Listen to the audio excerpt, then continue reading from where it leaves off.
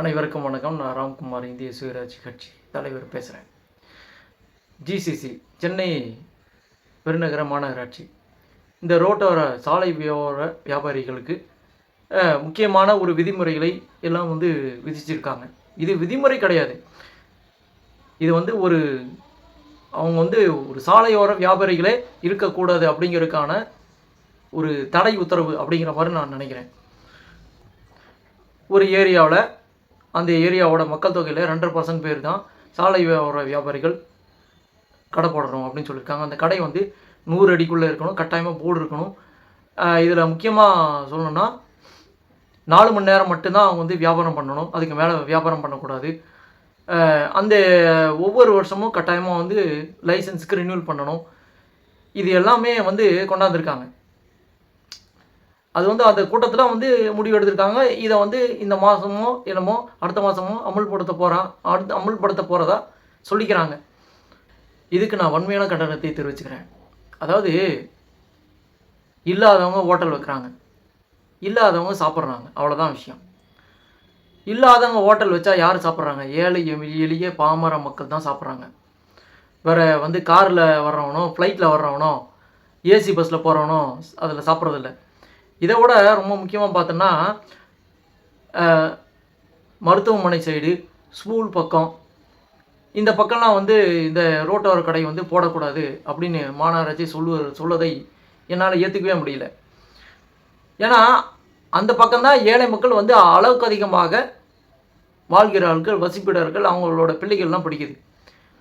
இதோட இன்னொரு விஷயம் கேட்டுங்க, ராஜீவ்காந்தி சாலை, ஜிஎஸ்டி, சாந்தோம் பீச் ரோடு, அப்புறம் கிரீன்வேஸ் ரோடு, இதெல்லாம் இங்கெல்லாம் சாலையோர கடைகள் போடவே கூடாது அப்படின்னு சொல்கிறாங்க. இந்த சாலையோர கடைகள் போடக்கூடாதுன்னு சொல்கிற சென்னை மாநகராட்சி ஏன் அவர்களுக்கென்ற ஒரு தனியான இடத்தை ஒதுக்கக்கூடாது? அவங்களுக்கும் தனியான ஒரு இடத்தை நீங்கள் ஒதுக்கி கொடுத்தீங்கன்னா அவங்க அதில் கடை போட்டு போவாங்களே தாராளமாக. சென்னை மாநகராட்சி கடைகள் பெரும்பாலும் யாருக்கு ஒதுக்கப்படுறாங்க? ஆளுங்கட்சி ஆட்களுக்கு, கவுன்சிலருக்கு, எம்எல்ஏ அடிப்பொடிகளுக்கு. இந்த மாதிரி விஷயந்தான் கோயம்பேடு மார்க்கெட் ஆகட்டும், கோயம்பேடு மாநகராட்சியோட அந்த காம்ப்ளெக்ஸ் ஆகட்டும், அதோட கடைகள் ஆகட்டும், இன்றைக்கி இருக்கிற கிளாம்பாக்கம் கடைகள் ஆகட்டும், பாரிஸ் கார்னரில் இருக்கிற புதுசாக வருகின்ற பஸ் ஸ்டாண்டு, அந்த பஸ் ஸ்டாண்டை சுற்றி இருக்கிற மாநகராட்சி கடைகள் ஆகட்டும், எல்லாமே குரலகத்தில் இருக்கிற கடைகள் ஆகட்டும், எந்த ஏழைக்கும் இது வரைக்கும் ஆளுங்கட்சி அரசாங்கம், திமுகவும் சரி அதிமுகவும் சரி, எந்த ஏழைகளுக்கு ஒதுக்கி தரப்பட்டுள்ளது? இந்த மீன் கடை வச்சுருக்கிறவங்க, சாப்பாடு கடை விற்கிறவங்க, இந்த அப்பப்போ அந்த மொபைல் கவர் விற்கிறவங்க, அப்புறம் சாயந்தரத்தில் புரி சுண்டல் கடை விற்கிறவங்க, இவங்கெல்லாம் பாமர ஏழை மக்கள், விளிம்பி நிலை மனிதர்கள். இவங்ககிட்ட தான் இவங்க ஓட்டு வாங்கியிருக்காங்க. இவங்களோட ஓட்டு தான் அடிப்படை ஓட்டு. இப்படி எல்லாமே இவங்ககிட்ட வாங்கிட்டு இவங்கள மிகப்பெரிய ஏமாற்றத்துக்கு, துக்கத்துக்குள்ள இன்றைக்கி திமுக அரசாங்கம் தள்ளி இருக்குது. சில விதிமுறைகள் அப்படிங்கிற பேரில் இந்த விதிமுறைப்படி அவங்க கடை வைக்கணும்னா குறைஞ்சபட்சம் 50,000 ஆகும். இந்த 50,000 அவங்க எங்கே போவாங்க? இந்த 50,000 இருந்தால் அவங்க தனியாக இடம் பார்த்து தாராளமாக கடை வச்சுருவாங்க. இன்றைக்கி சென்னையில் இருக்கிற பெரும்பாலான சாலையோர வியாபாரிகள், கிட்டத்தட்ட ஒரு சென்னையை சுற்றி 25,000 சாலையோர வியாபாரிகள் கடை இருக்கும். இந்த ரோட்டார கடைகள் யார் வச்சுருக்கா? பெரும்பாலான ஏழை பாமர ஏழை மக்கள். அதாவது திண்டிவனம், காஞ்சிபுரம், செங்கல்பட்டு, உளுந்தூர்பேட்டை, அப்புறம் திருநெல்வேலி, நாகர்கோவில், அவங்கெல்லாம் தஞ்சையில் சென்னையில் தஞ்சம் புகுந்தவங்க, சென்னையில் குடி வந்தவங்க தான். இந்த எந்த ஒரு வருமானமும் இல்லாமல் குடும்ப வறுமையில் இருக்கும்போது இந்த ரோட்டோர கடை போட்டு அவங்க ஓரளவுக்கு கொஞ்சமாவது உயிர் வாழ்ந்துட்டு இருந்தாங்க. இதையும் திமுக அரசாங்கம் இன்னைக்கு விடுங்க பார்க்கிறது. இது வன்மையான கண்டனத்துக்குரியது. எந்த விதத்திலையும் இதை ஏற்றுக்கொள்ள முடியாது. இன்னைக்கு முக்கியமாக இந்த விதி அப்படிங்கிறத என்ன பார்த்தோம்னா எதை சொல்கிறதுனா, முழுக்க கார்பரேட் அப்படிங்கிற ஒரு விஷயமா போயிட்டுருக்கு.